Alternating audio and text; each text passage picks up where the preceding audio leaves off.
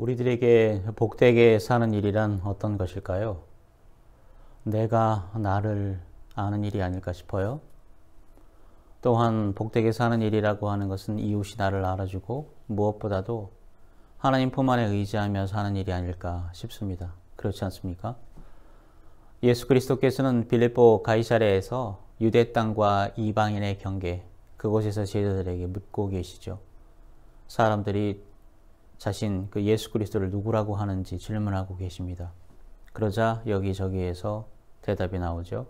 세례 요한이라고도 하고 엘리야, 어떤 사람들은 예레미야, 선지자 중에 하나 아닙니까? 라고 하는 말이 여기저기서 들리기 시작을 했죠. 예수님께서는 다시 묻고 계십니다. 그렇다고 하게 되면 3년 동안 여러분들이 제자들에게 동고동락하는 그 제자들에게 너희들은 나를 누구라고 하느냐? 다시 한번 묻고 계십니다. 이때 이제 시몬 베드로가 대답을 하는 걸 우리가 알고 있죠. 주는 그리스도시요 살아계신 하나님의 아들이십니다. 이때 예수님께서는 말씀하셨죠. 바요나 시몬아, 내가 복이 있도다. 이를 알게 한 이는 혈육이 아니요 하늘에 계신 내 아버지이시니라. 여러분, 우리도 주님을 이와 같이 고백할 때 하늘에 계신 아버지가 알게 하신 줄 믿습니다. 이와 같이 사도 베드로를 필두로 당대 제자들의 고백 위에 오늘의 교회가 세워졌음을 잊지 말아야 하겠지요. 제자들의 고백과 예수 그리스도의 선포에 의해서 세워진 것이 바로 우리가 지금 여기 있는 교회인 줄 믿습니다. 그런데 이 교회의 특징이 있어요. 음부의 권세가 이기지 못한다고 하는 말입니다. 우리들 역시 사도들과 선지자들이 터 위에 세워짐을 입은 자들임을 믿습니다. 그리스도 예수께서 친히 모퉁이 뜰이 되신 교회의 지체임을 잊지 않기를 주님의 이름으로 축복을 드립니다. 그렇게 우리는 이 안에서 건물마다 서로 연결이 되듯이 주 안에서 성전이 되어가고 있는 존재이지요. 이 안에 성령이 운행하고 있다고 믿습니다. 보이는 교회, 보이지 않는 하나님의 거하실 초소가 되기 위해서 생명의 말씀 그리스도 예수 안에서 함께 지어져 가고 있음을 또한 잊지 않기를 주님의 이름으로 축복을 드립니다. 그런데 문제는 이런 말씀들을 성경에서 읽고 선포하고 경청함에도 불구하고 명확하게 딱 오지 않을 때가 있어요. 그래서 흔들릴 때가 있다고 하는 말이죠. 왜 그럴까요? 말씀이 길가에 뿌려졌기 때문일까요? 사탄이 와서 그 말씀을 가로챘기 때문입니다. 돌밭에 뿌려졌기 때문일까요? 기쁨으로 받긴 하지만 뿌리가 없어 환난이나 박해가 다가올 때에 넘어진다고 하는 말. 혹 가시떨기에 떨어졌기 때문일까요? 세상의 염려와 재물의 유혹과 기타 욕심이 들어와 말씀을 막고 있기 때문은 아닐까 생각해 보기도 하지요. 그렇다고 하면 우리 마음밭이 어떻게 해야 할까요? 네, 맞습니다. 좋은 땅임을 믿고 더 잘 경작해야 할 것입니다. 그래서 오늘은 나를 아는 것, 내 마음밭, 나를 이해할 수 있는 것이 세 가지임을 예수 그리스도의 삶에 비춰서 알아보려고 합니다. 무엇보다도 나를 이해하는 세 가지 요소 중 첫 번째는 정체성이에요. 아이덴티티죠. 이 부분에 대해서 요한 공동체는 뭐라고 표현하게 되냐면 포도나무와 가지라고 말하고 있습니다. 정체성이라고 하는 것은 무엇과 연결되어 있는 것인가? 우리는 누구와 무엇과 연결되어 있습니까? 이것이 정리가 되지 않으면 우리는 흔들릴 수가 있어요. 정체성에 대한 개념, 나는 무엇과 연결되어 있는가? 참 포도나무에 붙어 있어야 많은 열매를 맺는다고 요한 공동체는 우리에게 알려주고 있죠. 예수님 안에 거해야 한다고 합니다. 그러면 예수님도 우리 안에, 내 안에 거한다고 하시죠. 가지가 포도나무에 붙어 있지 않으면 어떻다고 말합니까? 스스로 열매를 맺을 수 있을 것 같은데 결코 맺을 수 없다고 얘기하죠. 저와 여러분도 예수님 안에 그 영생의 말씀에 그리스도 안에 거하는 삶을 계속해서 이어나가길 주님의 이름으로 축복을 드립니다. 이 정체성을 예수 그리스도는 앞서서 보여주셨어요. 나를 이해한다고 하는 것은 예수 그리스도의 그 삶과 교훈을 따라가 보는 일입니다. 바로 세례로부터 시작을 했어요. 하나님 나라에 들어가는 입문의식, 바로 세례죠. 성부와 성자와 성령이 함께 사역하시는 그 사역이 바로 세례입니다. 놀라운 것은 이 세례가 모든 의를 합당하게 이루는 것이라고 그렇게 성경은 말하고 있죠. 세례 요한이 예수 그리스도가 오셔서 세례를 받겠다고 하니까 이걸 어떻게 대답을 해요? 오히려 제가 세례를 받아야 할 텐데 어떻게 제가 세례를 드릴 수 있나요? 예수 그리스도께서 답하셨던 그 마태복음 4장의 말씀, 모든 의를 이루게 하는 것, 합당하게 하는 것, 하늘의 뜻이 땅에서 이루어지게 하는 그 일에 세례 요한, 인간의 협력이 필요하다고 하는 것을 말하고 있는 거죠. 바로 시너지라고 하는 말, 바로 신인 협력이라고 하는 말, 세례를 받아야 할 요한이 오히려 세례를 베푸는 그 세례에 참여하게 되는 은총을 말하고 있습니다. 여러분, 우리가 받은 세례가 이미 모든 의로움을 이루는 것이었음을 다시 한번 기억하길 주님의 이름으로 축복을 드립니다. 하늘과 땅의 협력 속에서 우리가 있다고 하는 것이죠. 그래서 나를 이해하는 정체성이란 바로 하늘이 열리는 것을 보고 있는가 하고 있는 것입니다. 아, 내가 하늘과 땅을 연결하는 통로구나. 이걸 아는 거예요. 여러분 정말로 우리가 세례를 받을 때의 그때를 한번 기억해 보시길 바랍니다. 예수 그리스도가 세례를 받을 때 물에서 올라오실 때 땅이 열린다고 하는 그 부분. 아, 내가 하늘과 땅을 연결하는 통로구나. 다시 한번 기억하는 저와 여러분이 되길 원합니다. 우리가 받은 세례 의식 속에서 하늘이 열리고 하나님의 성령이 비둘기처럼 내려서 우리 위에도 임하여 있습니다. 그렇지 않습니까?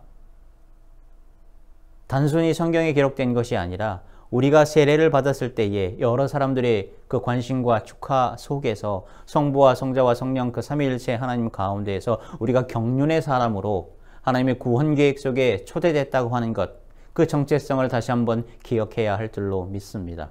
이렇기 때문에 우리는 영생의 말씀, 예수님 안에 거하고 있어요. 주님의 말이 우리 각자 안에 거하기에 무엇이든지 원하는 대로 구할 때 이루어질 수 있다라고 하는 그러한 요한 공동체의 그 말을 다시 한번 기억하는 저와 여러분이 되기를 원합니다. 그런데 문제는 어떤 거냐면 이러한 말이 다 위로가 되지 않는다고 하는 것이죠.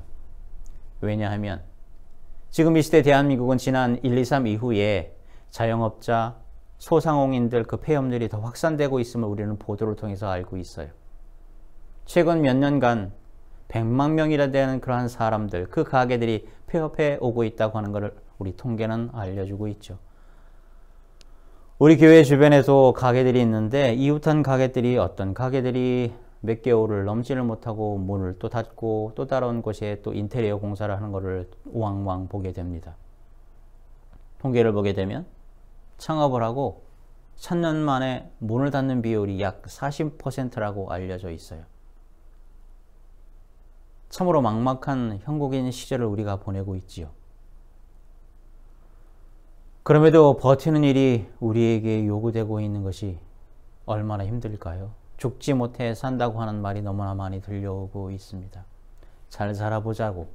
이 구호를 갖고는 금세 이 모든 문제들이 해결되지 않음을 또한 우리는 알고 있어요. 좋은 결실을 맺어서 성경에처럼 우리나라 위풍양속처럼 본인도 기쁘고 가정도 세우고 이웃과 나누면서 살아가면 좋을 텐데 지금 그 시절은 겨우 연명하는 시기로 바뀌어졌어요. 이런 답답하고 막막한 중에도 다시금 하늘을 바라볼 용기가 없다고 하게 되면 오늘 말씀을 통해서 우리의 정체성을 확인하고 다시금 하늘을 우러러 바라보는 우리가 되기를 원합니다. 그 열린 틈새 속에서 성령의 임재하심을 바라는 그러한 은총을 받는 우리가 되기를 원합니다. 그래서 다시금 오늘도 살아내야 할 줄로 믿습니다. 그래서 나를 이해하는 세 가지 요소 중 두 번째는 자아감이에요. 이 말은 어떤 말이냐면 나는 혼자 있을 때 나는 어떻게 나를 느끼고 있나? 참으로 가장으로 돈도 못 벌고 아내에게 생활비 갖다 주지도 못하고 하는 그런 비참한 자로 느낄 수도 있을 겁니다. 풀리지 않은 돈줄, 투자도 막히고 소비가 줄어들고 자금은 회전도 안 되고 겨우 숨만 쉬는 형국이라고들 하지요. 그래서 민경안이라고 하는 말이 회자되고도 있습니다. 민생과 경제와 안정. 먹고 사는 일이 코로나19 이후에 더욱더 심해진 가운데 우리는 있지요. 그래서 정체성을 하늘을 바라보고 우리가 하늘과 연결되어 있다고 하는 그 통로 너무 먼 얘기야. 말은 멋진데 우리의 도움이 되지 않아.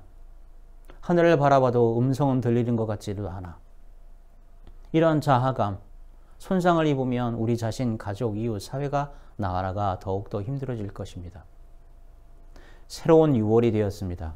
오늘은 주님이 승천하신 주일이기도 하고 또한 평신도 주일이기도 하죠. 2000년 전 승천한 주님이 올라가신 그 모습대로 다시금 오신다고 하는 재림 이전에 그 주 예수 그리스도께서 오시는 동안 우리 평신도, 성도, 우리들에게 주의 일이 맡겨졌음을 다시 한번 기억하는 그러한 주님의 날입니다.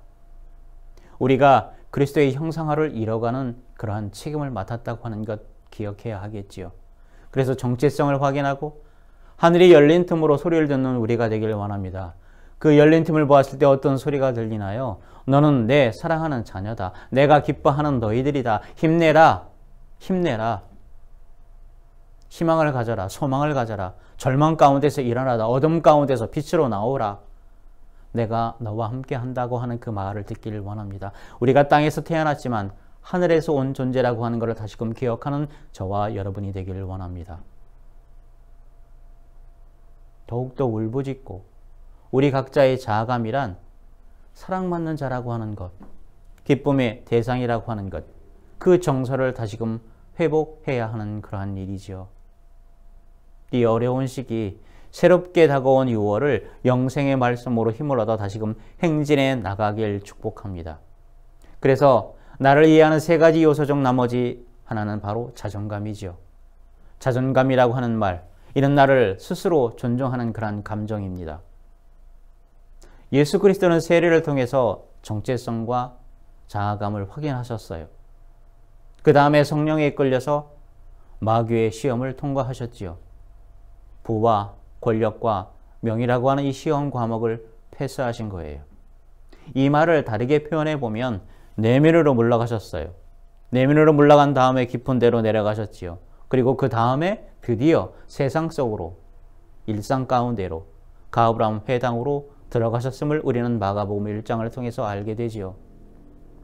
자존감이란 타인이 우리 각자를 바라보는 시선에 대한 대응 감정이라고 말할 수가 있어요. 예수 그리스도께서 안식일에 가브람 회당에 들어가서 가르치셨어요. 사람들은 말합니다. 그 교훈에 놀라서 말합니다. 권위 있는 자와 같다. 서기관과는 다르다. 이처럼 외부의 평가가 깃들어 있어요. 좀 더 풀어보면 자존감이라고 하는 것은 나는 정말로 참 괜찮은 사람이야. 그 사람 보기 좋아. 선한 모습이 있어. 그 사람은 의로운 사람이야. 아니면 그 사람 참 진실해. 진심이 느껴져. 이런 소리가 들릴 때 한 인간의 자존감은 견고해지죠. 이 말은 어떤 말이에요? 자존감이라고 하는 말은 세상과 어울리는 사람이라고 하는 말입니다. 더욱이 예수 그리스도는 그 회당 안에서 잠잠하게 있던 더러운 귀신, 그 더러운 귀신 들린 자의 입에서 이러한 고백도 듣게 되죠. 하나님의 거룩한 자라고 하는 고백도 듣게 됩니다. 자존감이란 우리 일상 속에서 그 대적들에게도 이와 같이 거룩한 자라고 하는 말을 듣게 된다고 하는 거예요. 구별된 자, 어려운 시대에, 절망 가운데에서, 슬픔 시대에도 뭔가 저 사람은 다르구나라고 하는 거룩한 자라고 하는 그러한 말을 들을 때 우리는 자존감은 높아지고 견고해지겠지요. 여러분, 주님께서 승천하시면서 하나님의 나라 일을 우리 평신도 성도들에게 맡기셨습니다. 2000년 세월이 지나면서 언제 오실지 모르지만 오늘도 말씀 속에서 주님이 동행해 주시고 있음을 믿고 알고 그리스도의 장성한 분량에 이르도록 행진해 나가야 할 것입니다. 여러분 그렇게 하실 거죠? 오늘 우리는 나를 이해하는 시간을 잠깐 가져보았습니다. 정체성이라고 하는 것은 하늘과 땅을 연결하는 통로라고 하는 관계성임을 우리는 알았지요. 자아감이란 내가 사랑받는 존재구나. 기쁨의 대상이라고 하는 것을 확인하는 그러한 정서입니다. 또한 자존감이란 나도 괜찮은 구석이 있네. 선하고 의롭고 진실한 부분, 어딘가에는 속하고 있다고 하는 그러한 감정이죠. 그러니 사람에게 칭찬받고 하나님께 기쁨이 된다고 하는 것을 확인하는 그러한 시간이 된 줄 믿습니다. 그러니 여러분, 갈등과 분열 혐오의 시대, 지하철에 불을 지르는 시대라 할지라도 질서정연하게 그 터널을 뚫고 나온 서울 시민들의 모습을 기억해야 할 줄로 믿습니다. 계속해서 우리는 서로 화평의 일과 서로 덕을 세워야 합니다. 아름다운 대한민국, 미풍양속의 나라로 서로 지키고 키우며 만들어가는 공공사회로 다시금 진입하는 6월이 되길 주님의 이름으로 축복을 드립니다. 기도하겠습니다. 주님, 나를 이해하는 일이 주님이 누구인지 고백하는 것과 연결되어 있음을 기억하게 하시옵소서. 나를 아는 일이 그리스도의 형상으로 살아간다고 하는 것임을 나누도록 은혜 베풀어 주시옵소서. 정체성, 자아감, 자존감, 주님과 잘 붙어 있는 삶을 잊지 않게 하여 주시옵소서. 하여 의롭고 완전하도록 통행하여 주시기를 주 예수 그리스도의 이름으로 기도 올리옵나이다.